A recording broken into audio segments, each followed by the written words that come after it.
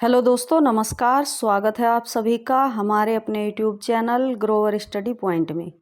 दोस्तों, आज फिर से मैं आप सभी के लिए लेकर के उपस्थित हुई हूँ हिंदी भाषा से संबंधित कुछ स्मरणीय बिंदु जो आपकी परीक्षा की दृष्टि से बहुत महत्वपूर्ण होने वाले हैं।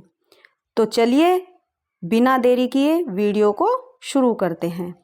दोस्तों, आपसे मैं कहना चाहूँगी कि जिन दोस्तों ने अभी तक इस चैनल को सब्सक्राइब कर लें, और जिन दोस्तों ने चैनल को सब्सक्राइब किया हुआ है वो वीडियो को लाइक और शेयर अवश्य किया करें। तो चलिए बिना देरी के वीडियो को शुरू करते हैं। इसमें पहला महत्वपूर्ण तथ्य है भाव और विचार प्रकट करने वाले ध्वनि संकेत भाषा हैं। भाषा क्या है? भावों को और विचारों को प्रकट करने वाले ध्वनि संकेत ही भाषा हैं। दूसरा है भाषा की प्रकृति संयोगात्मक से वियोगात्मक की ओर बढ़ती है। तीसरा है भाषा के दो रूप हैं, मौखिक और लिखित। कौन से रूप हैं? मौखिक और लिखित। आगे है भाषा का मूल रूप मौखिक है, लिखित रूप उसे मानकता प्रदान करता है। छठा पॉइंट है पॉइंट नंबर 6, ध्वनियों को अंकित करने के लिए निश्चित किए गए प्रतीक चिन्हों की व्यवस्था लिपि कहलाती है। आगे पॉइंट है संसार की सबसे प्राचीन लिपि ब्राह्मी है, इसी से अधिकांश लिपियों का विकास हुआ है। आठवां पॉइंट हिंदी, संस्कृत, मराठी, नेपाली देवनागरी लिपि में, अंग्रेजी रोमन लिपि में, उर्दू, अरबी, फारसी लिपि में और पंजाबी गुरुमुखी लिपि में लिखी जाती है।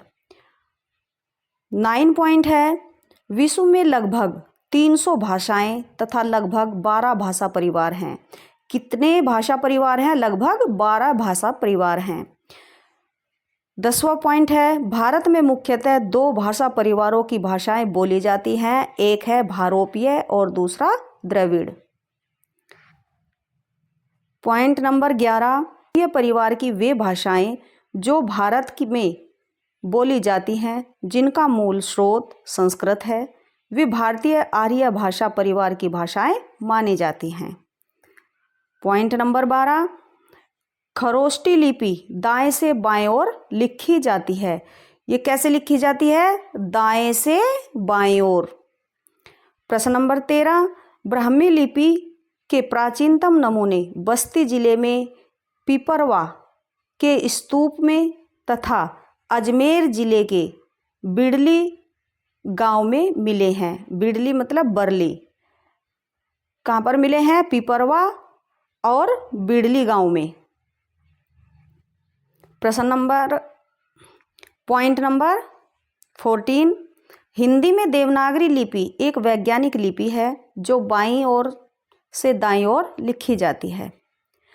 15, आर्य भाषा का प्राचीनतम रूप वैदिक संस्कृत में सुरक्षित मिलता है। 16 है उर्दू व अरबी फारसी लिपि में लिखी जाती है।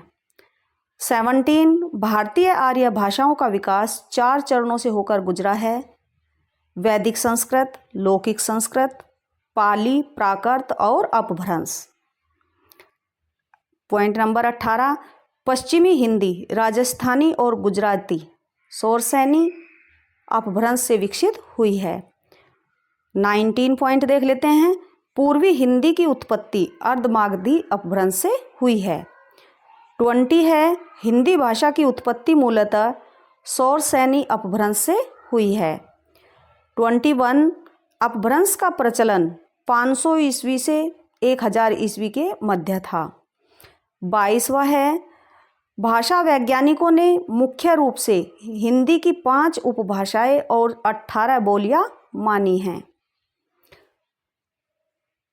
23 पॉइंट है मुगल काल में हिंदी भाषा पर प्रभाव डालने वाली 2 प्रमुख भाषाएं थी, अरबी और फारसी। तो कौन कौन सी थी? अरबी और फारसी। पॉइंट नंबर 24, भारत में बोले जाने वाली। पॉइंट 24 है, भारत में बोलने वाले के प्रतिशत के आधार पर भारोपीय परिवार सबसे बड़ा परिवार है। 25 है, राजभाषा आयोग का गठन 7 जून 1955 को हुआ था। 26 पॉइंट है, प्रथम विश्व हिंदी सम्मेलन 1975 को नागपुर भारत में हुआ था। 27, संविधान की 8वीं अनुसूची के अंतर्गत अब तक 22 भाषाओं को सम्मिलित किया जा चुका है। 28 पॉइंट है, 1975 में राजभाषा विभाग की स्थापना हुई थी। 29, 14 सितंबर 1949 को संविधान के अनुच्छेद 343 के अंतर्गत हिंदी भारत की संघ की राजभाषा घोषित की गई। 29 पॉइंट है, 14 सितंबर 1949 को संविधान के अनुच्छेद 343 के अंतर्गत हिंदी भारत संघ की राजभाषा घोषित की गई थी। 30 पॉइंट है, नागरिक परिचारिणी सभा की स्थापना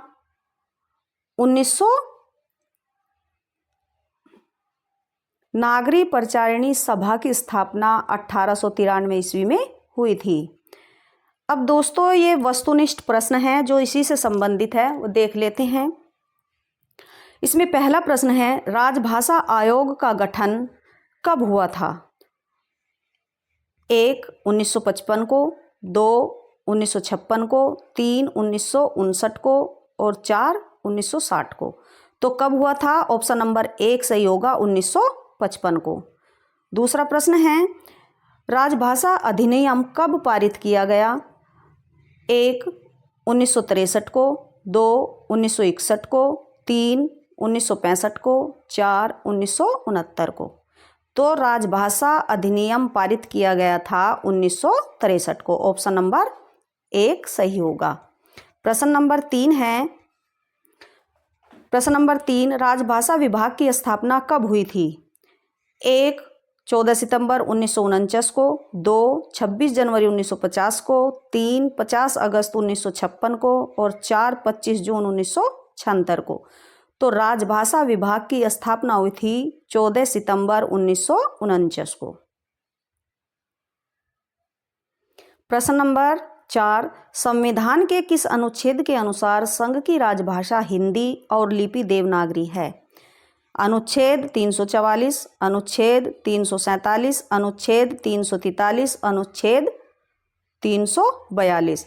तो इसमें सही उत्तर होगा अनुच्छेद 343। प्रश्न नंबर 5, नागरिक परिचारिणी सभा की स्थापना कब हुई थी? जैसा कि हम ऊपर बता चुके हैं, पहले पॉइंट जो हमने पढ़े हैं उनमें बता चुके हैं कि नागरिक परिचारिणी सभा की स्थापना कब हुई थी? 1884, 2 1895, 3 1893, 4 1886। तो कब हुई थी? ऑप्शन नंबर 3 1893 में। प्रश्न नंबर 6, संविधान की किस अनुसूची में राजभाषाओं को सम्मिलित किया गया है?